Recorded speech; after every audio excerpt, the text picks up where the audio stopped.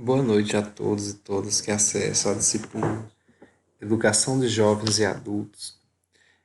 Vamos ter a nossa aula de hoje a partir do segundo caderno, trabalhando com a educação de jovens e adultos, a sala de aula como espaço de vivências e aprendizagem. É um caderno interessante que mostra a importância da sala de aula para a turma de educação de jovens e adultos, a importância de considerar a sala de aula como espaço de vivência, principalmente compreendendo o percurso formativo que os sujeitos da EJA têm. Então, assim, vamos nos ater a umas falas rápidas sobre a visão de conhecimento, a visão de aluno, jovem e adulto, uma visão de escola e uma visão sobre o lugar dos conteúdos, para saber mais sobre o tema gerador. Né? E a gente vai percebendo que, como o próprio caderno apresenta, o conhecimento ele resulta de uma motivação dos seres humanos para explicar o mundo e a si mesmo, bem como para responder aos desafios que o ambiente lhes propõe. Deste modo, desde que nascemos, temos por característica universal o desejo de conhecer, de explicar o que é percebido. Foi esse desejo que impulsionou e continua a impulsionar as grandes descobertas da humanidade, as belas produções artísticas, literárias e os avanços da ciência e da tecnologia. Então, o conhecimento, a busca por conhecimento e a socialização do conhecimento está na base da formação do ser humano, né? Enquanto seres humanos que somos, temos esses anseios, essas angústias, o desejo de passar conhecimento a outro. Antes mesmo de ter acesso ao conhecimento, a conhecimentos considerados oficiais ou formais, cada um de nós cria, pela própria experiência concreta, explicações para os fenômenos naturais, sociais e culturais. Nossas teorias particulares são, inclusive, a porta de acesso a outros novos conhecimentos. Então, a gente precisa entender que as vivências, os saberes populares, né, também fazem parte do conhecimento. Sendo assim, cada aluno é um sujeito repleto de saberes.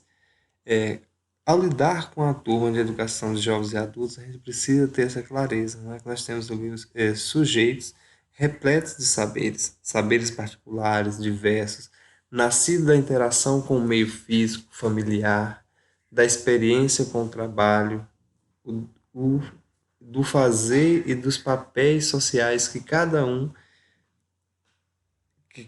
de nós desempenha em cada fase da vida, né? Então, assim, o aluno, jovem adulto, chega à sala de aula repleto de teorias, explicações, hipóteses, sua família, a comunidade onde vive, seu trabalho, sua religiosidade, permitem-lhe construir um sem número de saberes. Cabe ao professor descobrir qual é esse corpo de conhecimento feito de pura experiência e percepção, para, a partir dele, convidar seus alunos a acenderem outras formas de pensar, explicar, fazer e agir.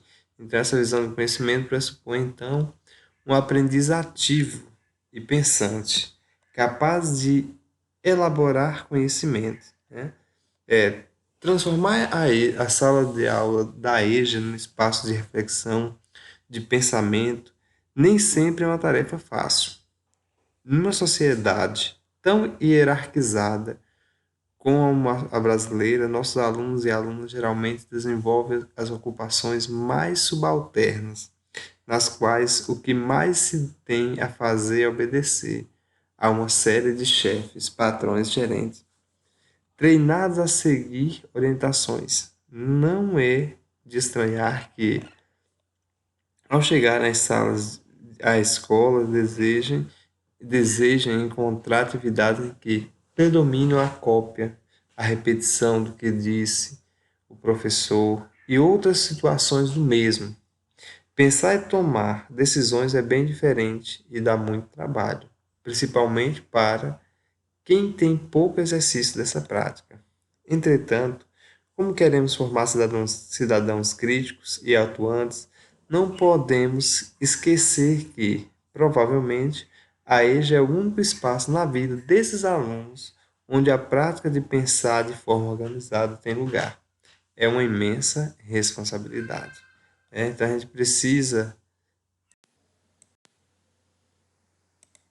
assim, a gente precisa entender quem são esses alunos da EJA, né? E como eles se caracterizam. Então, primeiro a gente vai dizer que é um grupo heterogêneo, do ponto de vista da faixa etária, da cultura, da visão de mundo e dos conhecimentos prévios.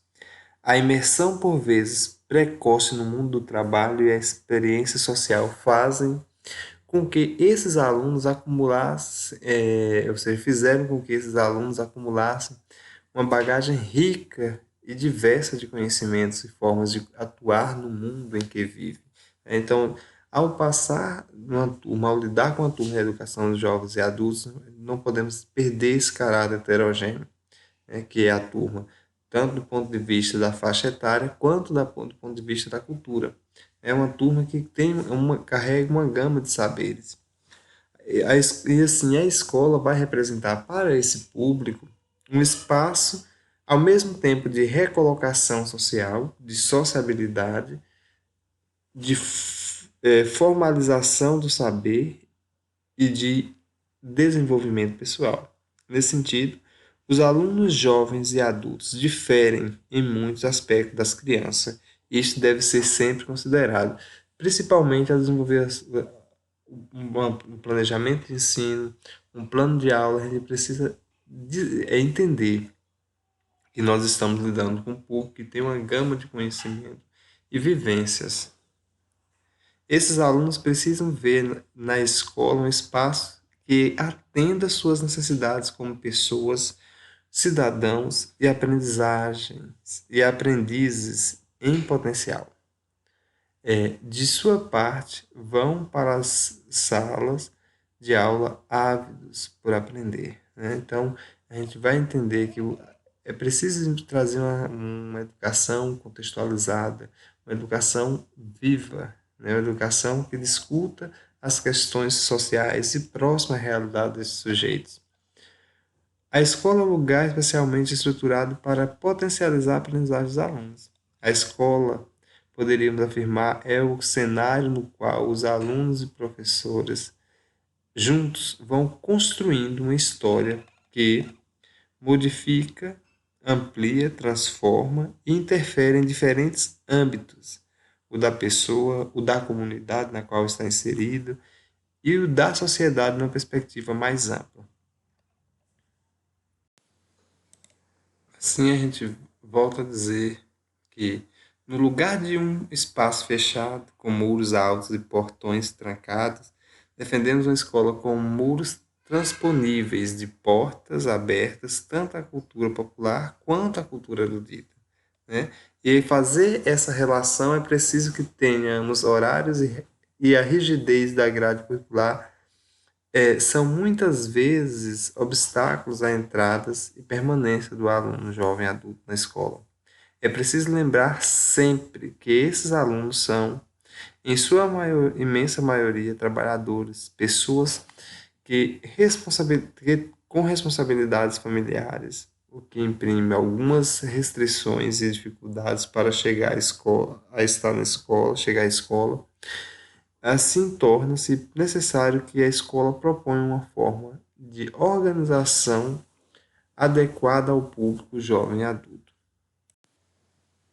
Assim, fica a nossa responsabilidade enquanto estudiosos da educação de jovens e adultos, futuros pedagogos, a atuar nessa modalidade de ensino, a responsabilidade que nós temos enquanto espaço de construir currículos capazes de dialogar com a realidade social e cultural desses sujeitos. Entendemos a EJA como um espaço de reparação social, né? Uma educação que ela é de direito, né?